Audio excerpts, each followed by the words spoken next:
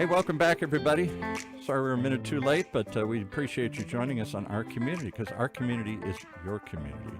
As we talk about the Orange County Hispanic community with the man who knows, Ruben, the head of the Orange County Hispanic Chamber of Commerce, and a very special guest today here. Thanks, Paul. Appreciate it. And everybody who's listening, we appreciate it too. We have another governor candidate for the state of California, Sheriff Chad Bianco. Sheriff, thank you for joining us. We appreciate your leadership out there in Riverside, and appreciate you spending some time with us here today. Absolutely. Happy to be here.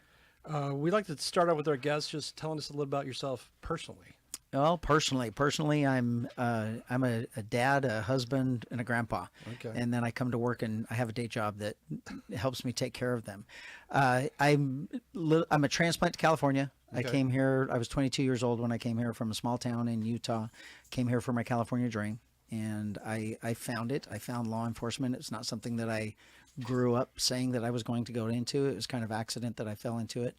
But very early on in the academy, it was like, man, this is exactly where I have to be. And then I've had a fantastic year, or a fantastic career in law enforcement. I've been doing this for 32 years. I was elected as the sheriff of Riverside County in 2018, re-elected again in 2022. My current election is not until, or the next election is not until 2028. So this election, I didn't have to give, this election for governor, I didn't have to give something up for that. Other than that, I've got 4 great kids, 5 great grandkids, and or 5 grandkids that are great.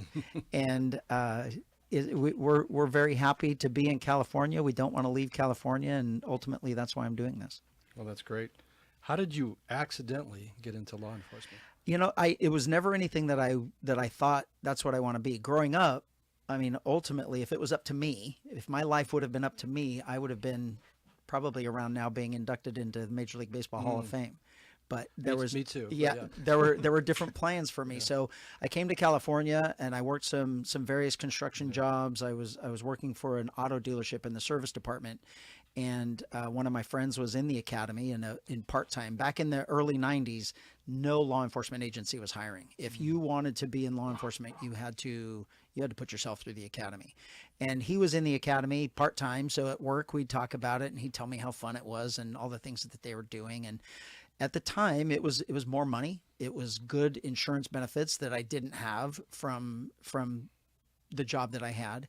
And it was like, oh, I'll try it, and we'll do it. And so I put myself through the academy. I finished at the top of my class, and I was hired the day after the academy graduation by Riverside Sheriff, and I went from there.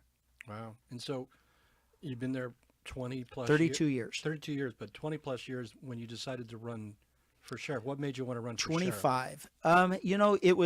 Ironically, it was the same reasons why I'm running for governor. Okay. Everything in my life in law enforcement, in our job and role as law enforcement, I knew that we were not doing what we should be doing to protect our community.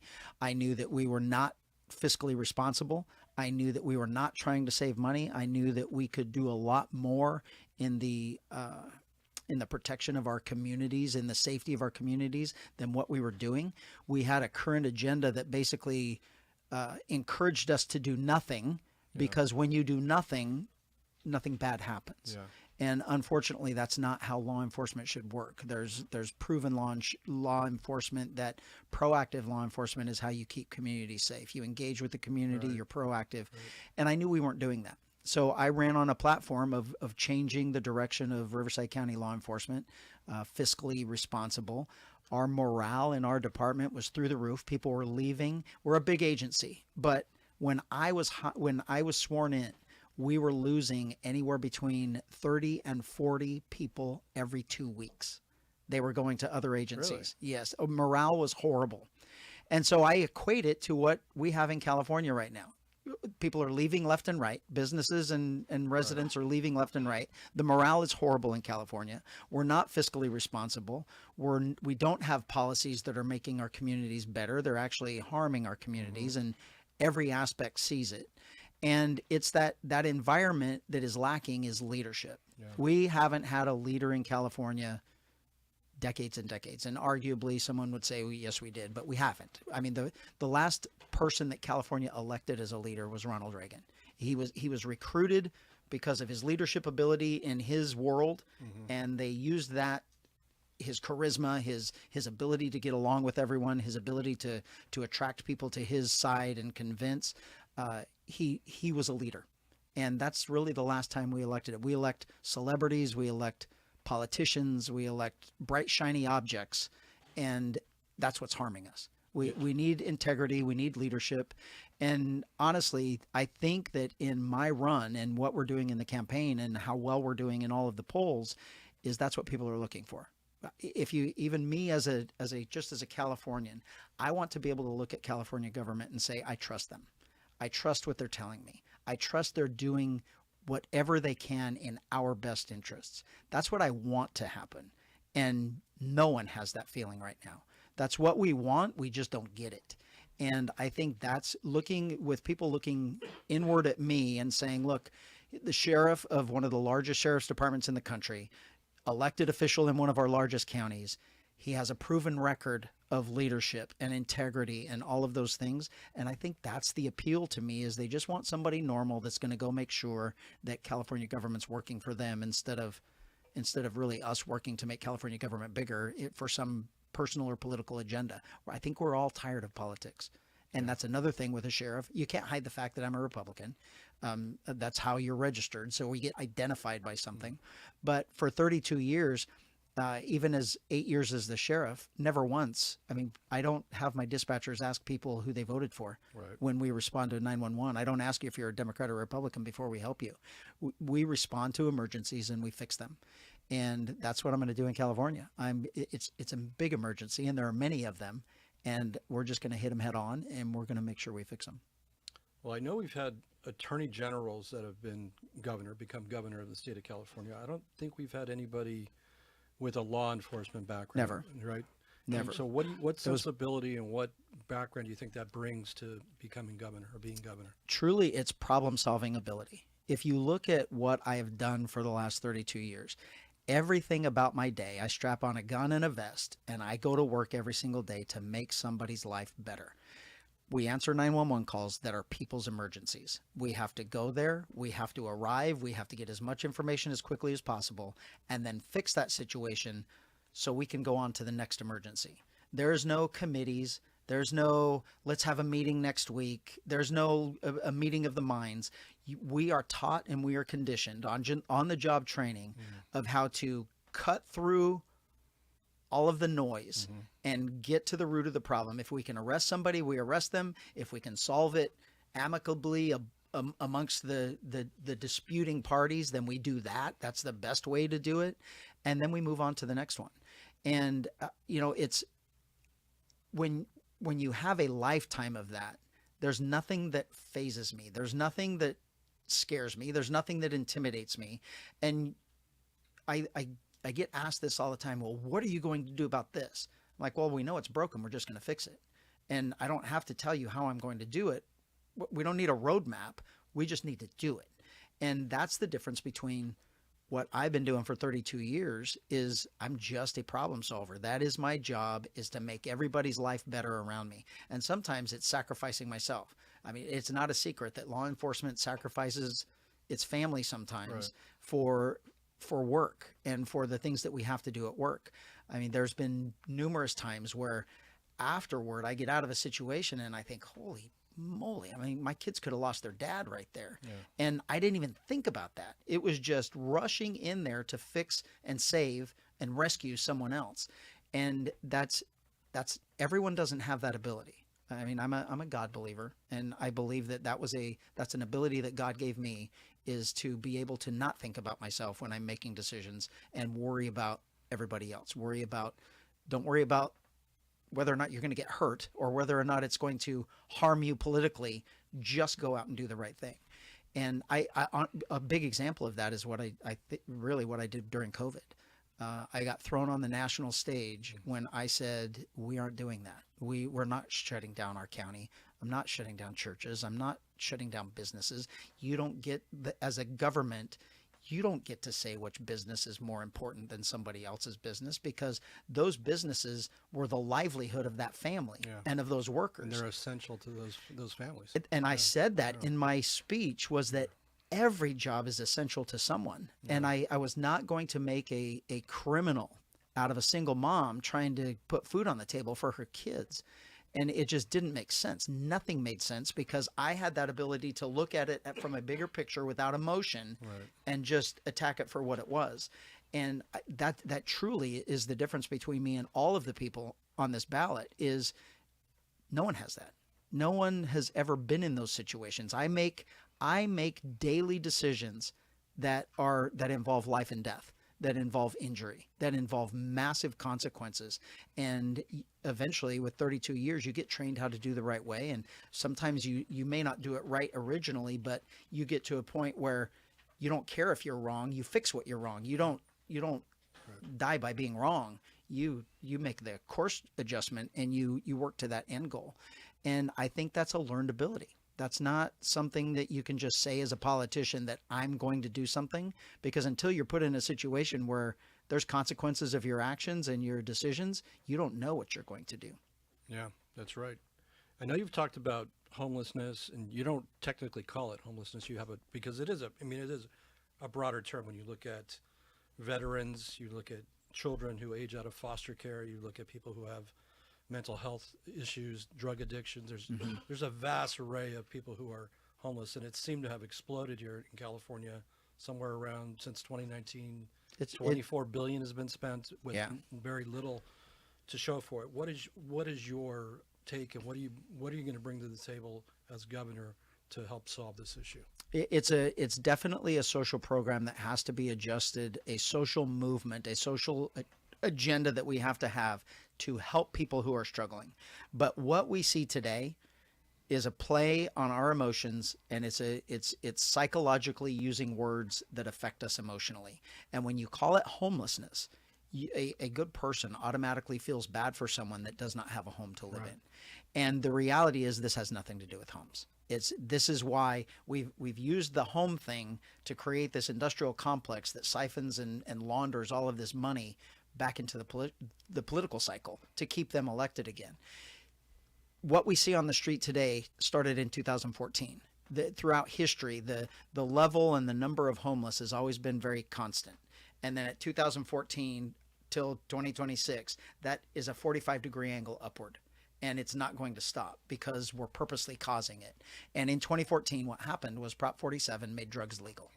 And when drugs became legal, when there was no longer a consequence for doing drugs, we are now suffering from a drug-induced psychosis that we see on the streets. And it's combined with a little bit of mental illness that then leads to drug abuse. But for the most part, it's drug abuse and alcohol abuse that leads to mental illness. Leads to mental illness, that psychosis. And we know that for a fact. Anyone out there that's telling you that the majority of the people that we see on the street are not using drugs, they are lying to you. Law enforcement sees them every single day. The fire department sees them every single day. Your first responders are the ones that deal with them day in and day out. And it is a drug and alcohol abuse problem that we have, and combined with a mental health issue. So we have to absolutely stop calling it homeless, stop all of the money that is going to these homes programs, because it's just making people rich. And the people that are affected by all of this are seeing nothing. There's no resources for them. There was even a law passed a long time ago that led up to this, in that you have to have 3 different treatment centers. You have to have drug and alcohol, mental illness, and then one that treats both. And we have a law that does not allow them to treat both. If you have a mental health issue, if I identify you while I'm talking to you, you have a mental health issue, you're bipolar, whatever the case may be, and I say, hey, we can get you into a facility, we can get you help, we can get you medicine, all those things, and you say yes, and they go in and they do the intake process, and in the intake process, you tell them that you use drugs or alcohol, they kick you out the door by law. And it's the same for drug and alcohol. If I get you into drug and alcohol abuse treatment center and you are taking psych meds, or you've been treated for psychiatric concerns in the past, you're out the door.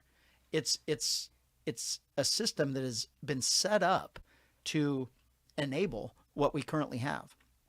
We have to completely stop it. The money will end going to the rehab center, or to the nonprofits and the NGOs, and just a fraction of that money has to be put toward Prop 36. Prop 36 has to be funded. So we have the ability, when we arrest people for drugs and whatever it is, they're there for a drug addiction problem or an alcohol addiction problem. We have to have the ability to say, you're either going to go to jail or you're going to go to rehab. That's what it was before Prop 47, before 2014. Go to jail, go to rehab. And the majority of people pick rehab. That's what we want. But we have to have the ability to send them there. We have to have the facilities there to treat them. And we don't have that now. So it's going, we will fix homeless. We will address it. There are 50 city blocks in downtown Los Angeles called Skid Row that as humans, that as compassionate humans, we just say is okay. Just go live and rot and die in your skin. And I mean, it's filth that they're living in. And we say it's okay because it doesn't affect us. That is absolutely wrong. And I'm actually going to care about those people. I'm compassionate about those people. And we are going to fix what we call right now homeless because we're going to treat it for what it is. Well, we certainly can't build our way out of it. You can't spend $800,000 plus on housing per person. We don't. The math doesn't work out. We don't have the money for it. Explain a little bit more about what Prop 36 is. Prop 36 was basically a bite at the apple of repealing Prop 47. We knew that we would never be able to repeal Prop 47, but Prop 47 was the downfall of public safety in California. And Prop 36 really did two things. It gave us the ability, again, if we had the resources, it gave us the ability to put people into rehab, to force them into rehab, well, really to force them to pick jail or pick rehab. Hopefully you pick rehab. We don't want you in jail. Right. Pick rehab, and then we'll hopefully this will be the last time that you use drugs, and we'll get you set back into being productive again and get back to the homes that you all had, the family that you had, and provide that support, which is okay. We have to do that. I believe we should be doing that. And then another part of Prop 36 was the theft part. So it was basically lowering the threshold of theft. If you're going to repeatedly victimize us by stealing our things, you're now going to go to prison, which you weren't going before. Prop 47 ended that. Prop 57 ended that. And then Prop 36 is that bite at the apple of us making it whole again, getting us a little bit safer, stop the theft, stop the enabling of criminal behavior by no consequence. So it basically put a consequence for actions back into the criminal justice system. Yeah, I think people have gotten tired of locking up toothpaste, but not locking up criminals. Yeah. Right. Yeah. I mean, imagine that. I mean, that sounds funny to say it, but go into a store, go into a Walgreens, or if they're still open, I mean, they're all closing, but you go into those stores and you can't buy the things that you need to take care of yourself, that you just basic over-the-counter medicines or anything really. It's all behind plexiglass, and it just doesn't make sense. But we're not going to address the criminal behavior. Yeah, that's right. Well, becoming governor, I mean, there's so many things, I mean, you're going to have to focus on. One of them is education. We're obviously here in education university. We're at UCI. We have relationships with all the universities, Cal State Fullerton, Chapman, Concordia, that we talked about earlier, Vanguard, and all the other community colleges and stuff. What will be your kind of focuses on education when you become governor? Yeah, massive changes in education, massive. When we went from decades ago being the greatest education system in the country to now we're near last, and yet we spend nearly most per student than any other state in the country. So obviously what we are doing is failing, and you have to, being in a leadership position or actually being a leader is actually being able to admit and say, hey, going in the wrong direction. We got to make a course change, and we got to fix this and go this other way. And that's what we don't have. We have people with blinders on, living in their own little social bubble that they just pat each other on the back and say what a great job they're doing. And our kids can't read at grade level. They can't do math and writing at grade level.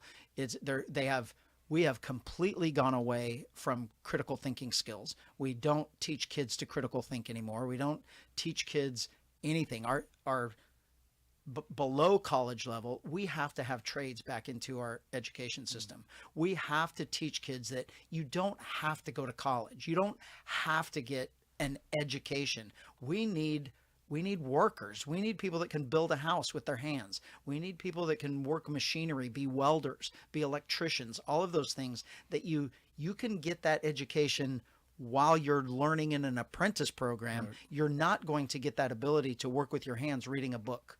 And we were successful 40 years ago. And in that 40 years, we've slowly gotten away from it. We have to go backwards. It's not sliding backwards. It's saying, hey, this is broken. It's not working. Remember when it worked? Let's go do that again. And then we'll make some tweaks to somehow make it better. But our education system's just going in the wrong direction. I had 4 kids that went through the education system here in California and through the college system. And we have to be honest, they were not taught anything. I mean, my kids were coming home with projects where they were told how they had to write a paper. They were told the direction that they had to write a paper, not pick a topic and defend yourself or come up with something. It was, oh no, that's conservative. You're only going to get a C. The highest grade you can get is a C for one of my sons because it was an economics paper that he was writing on the free market system. And the instructor told him, the professor told him, you are wrong.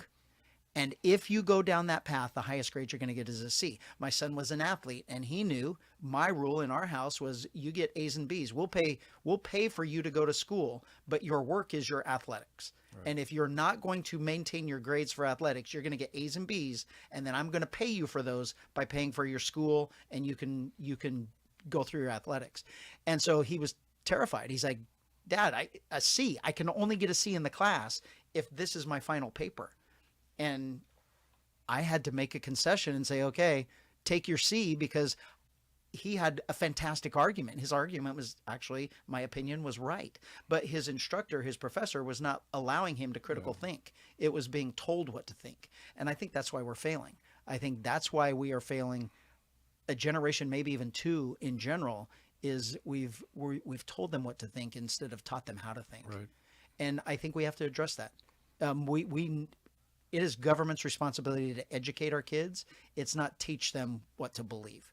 Yeah, no, I agree with that. I think we've gone down the wrong road when it comes to teaching, and we can do obviously a lot better when it comes to math, reading, and just the basics. Going back to what worked. Yeah, Stay a away from what perfect doesn't work. example of math. Common Core math is an absolute failure. Yeah, it's an absolute failure. Yeah. And these studies saying that memorizing is not good. You can't.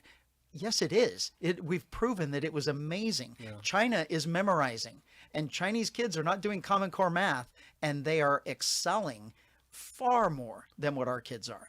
And it was an agenda. It was a political agenda that we have to realize didn't work. It was a great job, good try, but it failed. We can't keep going down the failure route. We got to make a course correction.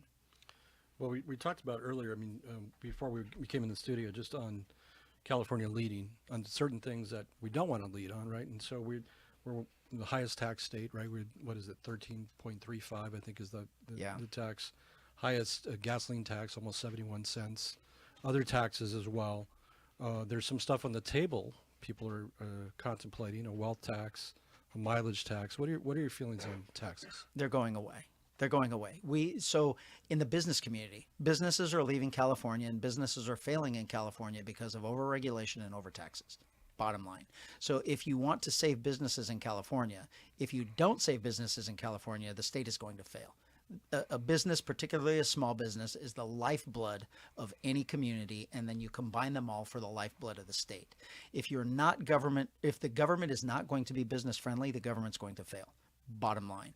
The states that are thriving right now are the states that are incentivizing business, that are encouraging California businesses to come into their state, to bring that income to them, to bring those job opportunities, to bring all of that into that state, and they're thriving. We have to admit that we're wrong. We have to admit that taxes and regulation are wrong in California, and we have to stimulate the economy the right way by stimulating business, allowing them to get bigger, allowing them to grow, more workers, compete for wages. All of those things is what makes the economy grow and what makes it strong. It's not government. Government can't grow anything. It has no ability to grow or build anything. It can harm things. And that's what we're learning in California. The way government allows things to grow is to get out of the way. So the regulation, and that's one of the things that I've been talking endlessly about in California, is I'm signing away all the regulation. Regulations are not laws. They're rules that have been put in place by boards and commissions that are not haven't been voted on. They weren't elected. They were appointed to a certain political agenda that we know is broken. The building industry, it's regulation that's causing homes to be so high. There's no such thing as affordable housing. The government has made affordable houses non-attainable. We can never get there because a minimum of a third of the price of a new home is so that builder can recover the fees that the government is charging them. They can't absorb them. They can't go bankrupt by building a home. So they have to sell that home for a certain level, and we can't afford that anymore. That's why we have the highest home prices in the country. It's over-regulation. Our oil industry, whether you want to be green or not, that's okay. But oil rules the world. You want to be California as green as you want, but we still use more oil than anywhere else because we have more people. We have to take advantage of that. California has more oil than anywhere. We're going to be oil independent with me as your governor. The money generated from allowing oil companies to drill oil, they naturally, how the business works, you pay a fee to the state for that. If we were oil independent and we didn't import 80% of our oil from other countries, other places, we would completely fund state government just by the oil revenue. Just like Alaska. Alaska pays its residents to live in Alaska because of oil revenue. I'm not saying we're going to do that in California, but we are certainly going to make it to where we don't need your taxes anymore. We will not have a state income tax in California. 10 other states don't tax their residents. We tax our residents the most. 10 other states are thriving. Their economies are thriving right now. If you want to know what 10 states they are, look at where your friends and your family and your business owners have moved to. Tennessee, Florida, Texas, Texas, Idaho, Utah, Arizona, Nevada, all of those states that are, Oklahoma. I just met with a manufacturer that he didn't show up because he had no intention of moving and he knew what this meeting was for. But they met with the governor of Oklahoma here in Orange County in a restaurant. There were 19 business owners, manufacturing owners. 18 of the 19 are now moving to Oklahoma because of what the state's going to offer them to move their businesses there. And California doesn't say, what can we do to keep you here? They just coming up with more mileage taxes and more business regulations and more business taxes to force them to be in that position where they even have the dinner. There's no business in the country that's saying, you know how we can make our business better? Let's move to California. No one is saying that. Yeah. It's businesses here in California saying, man, we love it here, but if we want our business, we're going to have to go somewhere else. And we have to change that. Well, we compete globally, obviously, and we compete within other states, like you mentioned, and taxes and regulations have a big impact. They do. And so how are we going to compete with those? And we're a chamber that focuses on business, especially small business, right? We help people start businesses, get funding for businesses. Expand a little bit about what you're thinking about for business. So the regulation driving up the cost of your business has to be removed. And the government has figured out a long time ago that a regulation can generate a fee. And that fee doesn't have to be called a tax. So nobody knows that the government actually did it to you because it was a non-existent, non-covered board that said, hey, we're just going to raise fees on everything that you're doing and we're going to force you out of business. Or we're going to make it so expensive because of the regulations that we're putting on you that no other state has. No other business in any other state has the regulations that California has. It's not, California cannot say, we can't say we're better than everybody else and we have such a greater thing here going because that would mean the rest of the country's failing. Businesses don't fail in other states. Right. You don't walk into your building and it collapses. So why do we have the seismic, all of these building restrictions and regulations on a business when it is never going to matter and no one else has to pay those fees and those regulations? We have to realize that the regulatory process in California has been hijacked by environmentalists, and the environmentalist groups use their attorneys to hijack these groups, and they've become non-growth. That's what these groups are for. The Coastal Commission, CEQA, CARB, all of these things are anti-growth. It's anti-business. It's anti-private ownership of business. And we have to realize that's what it's for. The good thing that everybody needs to realize is the governor can sign them away with a stroke of a pen. And I'm going to be doing that day one. We will be the most business-friendly state in the entire country. You have laws that were put into place that absolutely have to be repealed. And when people find out about them, they're angry, and they don't even have to be a business owner. Many of the businesses in the state are being absolutely destroyed by PAGA, the Private Attorney General Act. And that is an extortion way for the government to make money. For instance, let's say you settle for $100,000. The majority of that money just goes to the state. The next majority goes to the attorneys, and then a tiny little sliver goes to the person that supposedly was wronged by a business regulation that was not met, or I got my break 2 minutes late. So now I'm going to sue you under PAGA. It's going to be a $50,000 lawsuit that you have to fight, but we'll settle it for $18,500. Well, of course you're going to do that. So all of these PAGA lawsuits are for attorneys to just go in and get $18,000 from you multiple times a month, multiple times a year, and it's putting you out of business. Those are your profits, and it's extortion. It's legalized extortion. It absolutely has to stop. It's asinine that we have allowed it to happen, and our businesses are suffering from it. We have to be vocal. We have to tell everybody why we're doing this, and then I have to tell everybody else, I need your help because it's your lawmakers that are not wanting to help me fix this. So you need to call them, and you need to tell them to vote on this when it comes up to them, because we've got to make California easy to do business in again. The more businesses that we have here, the more jobs we have, and the more we get to compete for higher paying jobs. That's how the economy is supposed to work. It's going to benefit everyone.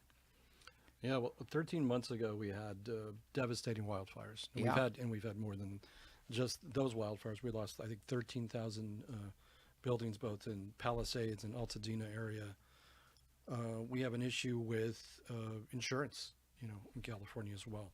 So what are your plans as governor when it comes to dealing with wildfires, fire safety, reservoirs, which we don't seem to have enough of, and dealing with the insurance? I mean, it's a huge, huge issue, obviously. And we have to realize it's not the insurance, it's not the water, and it's not the firemen, it's government. Yeah. We have a regulation problem in government. Insurance companies want to be here. There's 40 million people here that they have to insure. There's 20-some million homes in California that they have to insure, that they want to insure. That's business for them. And they've all left because regulation in California, they knew that something like the Palisades was going to happen. They didn't know where, they didn't know when, but for years, they have been telling our current governor that if you don't change your fire policies, and if you don't get rid of these regulatory restrictions that prevent the fire department from creating defensible space around communities, you're going to lose communities. They told him that for 5 years, even with the threat of, we're going to have to leave if you don't do this. He refused to do it, said he was never going to do it. So unfortunately, they left the same week or a week before the Palisades in Altadena happened. So those people woke up after losing their homes and then realized that their insurance had been taken away from them, canceled a week before the fire happened. It wasn't the insurance company's fault. That's a business protecting itself from going bankrupt. They couldn't take care of losing an entire city and then pay out on those claims. Right. It was caused by government. Newsom didn't light that fire, but his policies and his failed regulatory policies allowed that fire to get so big, so hot that it couldn't be put out. Then the wind took it right into town, and then there was nothing you could do. Then you combine that with water. There's no water to fight the fires. There's no water because of a failed water policy that we don't save our water. We're not building reservoirs to have more water storage. We're not replenishing our groundwater.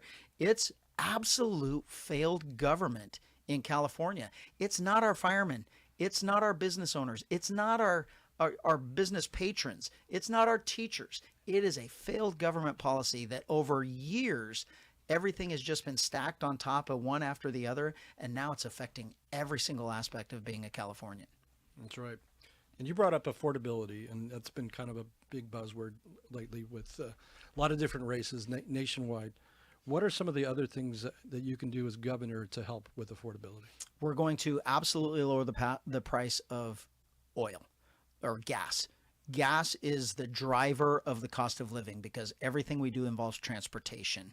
We transport ourselves to and from work. We have to transport goods and services around our state. When we make goods and services, it involves fuel, farming, all of those things. So by lowering the cost of fuel, by being oil independent in California, we now have the lowest cost gasoline in the country, just like Texas on average is, because they're oil independent. Now we're oil independent. We have the lowest cost gas. So everything else goes down in cost. The things that we see in the grocery store, the things in the hardware store, everything goes down in price because it doesn't cost as much to transport there anymore. Then you also have to do the regulation that is driving up the cost of food. That's the cost of gas, the cost of cars, the cost of building a home.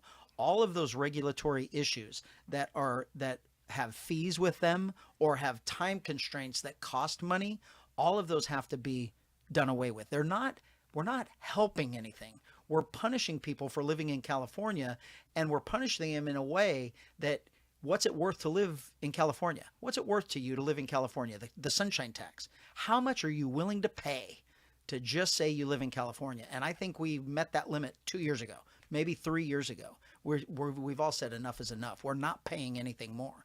So you remove those regulations from the building industry. You allow them to build. You get rid of that 1/3 of the cost of the home. You allow them to build a home in 90 days instead of 3 to 5 years through the bureaucratic process. And now we're stimulating everything how it's supposed to be stimulated.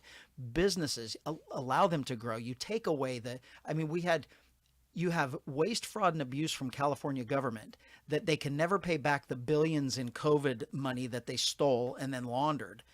And you can't pay that back in a state level. So the governor just decides that he's going to make businesses pay it back. Businesses didn't do anything. Why are they being punished with a new business tax to pay back the federal government from the money that the legislature allowed to be stolen and abused and defrauded and embezzled, really? And we've got to stop it. We've got to stop not only crime in California that harms our businesses, but we also there has to be a punishment for crime, which is primary. Yeah. And then we also have to stop the corruption. And when you stop both of those, now all of a sudden the government doesn't need as much money as it did before because we're going to shrink the size of our government. We don't have to be that regulatory process that's harming the growth in the state. We actually encourage growth in the state. And then we become an economy how we're supposed to grow. Right. It's easy. When I say that the economy is horrible in California, we do have a horrible economy. We are the most in debt. It's the highest cost of living, and all of the things that we know are bad. Goods and services are higher than anywhere here. It's just almost miserable to live in California, but we love it still. It's still California. And the Democrat side, particularly our governor, will say we're the 4th largest economy in the world, or the 5th, whatever we are today. And he's proud of that. Why is he proud of that? Why aren't we the 2nd? Why aren't we the 3rd? We're doing nothing to increase the size of our economy. We're only the 4th because we've got 40 million people here. We should be the 4th largest economy in the world. There's too many people here with too many businesses and too many things going on. California is amazing. We should be the 4th, but why aren't we number 2? That's what I want to. I want to overtake China. Why aren't we supplying everything for the rest of the United States? Why are we allowing them to buy it from China? We can do it here better. We can do it here cheaper. We should be doing it here. And that's the mentality we need in California, is at one time, California ag supplied the world with agriculture. Right. That's right. And we no longer do. At one time, it was almost 100% of the U.S. was supplied by California. And now that percentage is just slowly dropping to where our farms are failing. They're having to sell. They're being regulated and restricted by water out of business. We have to give them the ability to grow. We have to be able to provide California with food. We have to be able to provide the rest of the country with food. And now all of a sudden, our farming community is stimulated again. We have way more jobs. We have cheaper produce and food in California. And now the economy is number 3, is number 2, and we did it how it's supposed to work instead of government really restricting it. Well, I think 3rd is Germany, and I don't think they're doing that well. So I think we should be able to take over Germany. We're going to. Okay, all right. We got a pledge from you to take over Germany.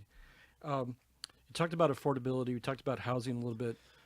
Expand a little bit on housing. I know we need somewhere around 3 million houses or units here to support, California.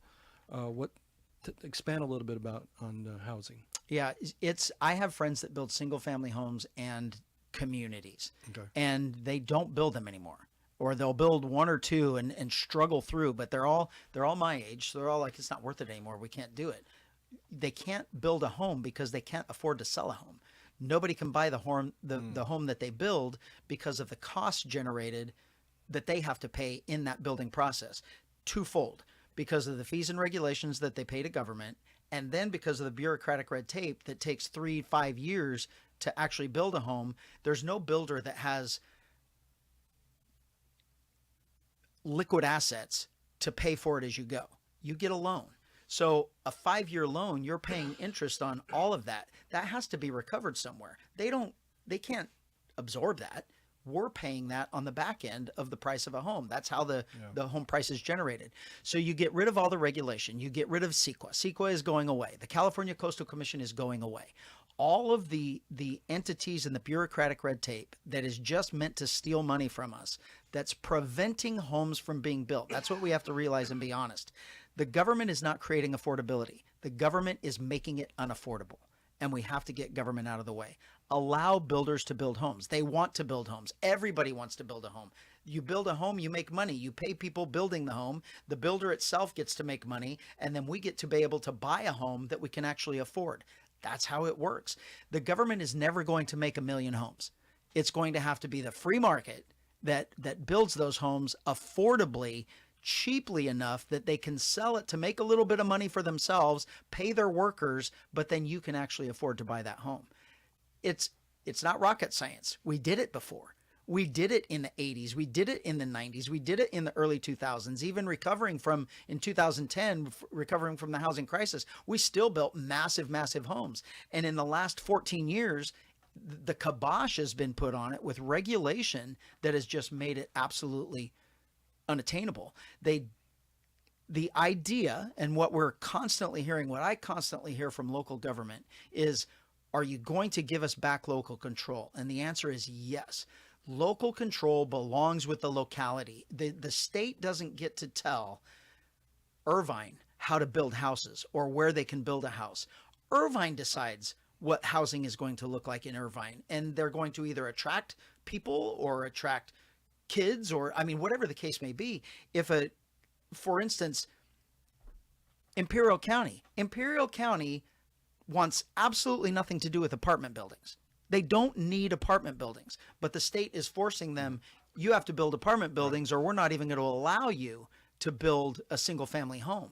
Well, everybody wants single family homes. They're ranch homes. That's what they want. That's the goal. The American dream is your family and your 2.3 kids and your dog and your picket fence around your house. Right. That's the American dream. And government is taking that away. So we have to give local control back to individual jurisdictions. The state should not and cannot have a statewide mandate or policy on anything, because Irvine cannot be treated the same as any city in Shasta County.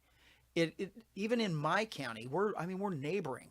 Orange County is completely different than Riverside County. We can't have the same rules in both counties and restrictions on building. We have to just allow localities to decide how they're going to build, where they're going to build, how it's going to happen, and then allow the builders to actually do it and get government out of the way. By doing that, we automatically lower the prices of homes, of a new construction. And then that encourages builders to actually build. They're not building because they don't want to. They're not building right now because they're being prevented from building. Well, we're running out of time. I can't believe it already. You mentioned day one. What else do you do day one if you become governor? Day one is removing the majority. The majority of California issues are regulatory. We are going to remove all of those regulatory issues that are harming our life. $2 off the price of gasoline, gone. The regulatory issues that are going to allow the gas companies to come back in for the refineries and keep those refineries going, build more refineries, drill more oil, all of those regulations gone. The housing industry, all of those regulations gone. The regulations, the water regulations that we're imposing on our farmers where we're not giving enough water, it's gone. We have to set in process immediately on day one the process of building these dams that we need to save this water, the groundwater storage that we need, so we can replenish aquifers, so we can replenish groundwater by the storage above ground. It's all common sense government, and it's putting priorities my main goal is putting government priorities back to where government priorities are supposed to be. The number one role of government is public safety. Number two is infrastructure. That's roadways, waterways, electricity. We're going to move to nuclear power to where our power never goes out again, to where it's cheaper. We're going to force a rate reduction, minimum of a third, maybe even a half forced rate reduction in all of our electric bills. Last year, the three electric companies made a $6 billion profit. There was a bill in the legislature that would have given us a third reduction across the board, a 1/3 reduction in your electricity bill, and it didn't even make it out of committee. There was no Democrats that were supporting it. Even if it would have went through, saving us a third in our energy bill, those energy companies would have still made a $4 billion profit. It's legal. It should be criminal. And we're going to make sure that we move toward nuclear. We're going to lower our energy rates. We're going to lower our gas rates. We're going to allow us to use natural gas, to use nuclear, to use all of these things to provide our energy. And it's really regulatory in nature. The regulatory industry in California is harming us greatly. We're not going to go lower than any other state in the country, but we're going to be equal and comparable to every other state in the country. And we're just going to give Californians the opportunity to do anything that they want with their lives, get as big as they want, work as hard as they want, grow their business as much as they want, open a new business as often as they want, and really just stimulate what it really means to be a Californian. Well, thank you for that. Thank you for joining us today, by the way, and thank you for everybody who's listening. We appreciate it, but we've had Sheriff Chad Bianco on as our guest running for governor of California. Thank you, Sheriff. Absolutely. Appreciate being here. It was fun. Yeah, it was. Thank you.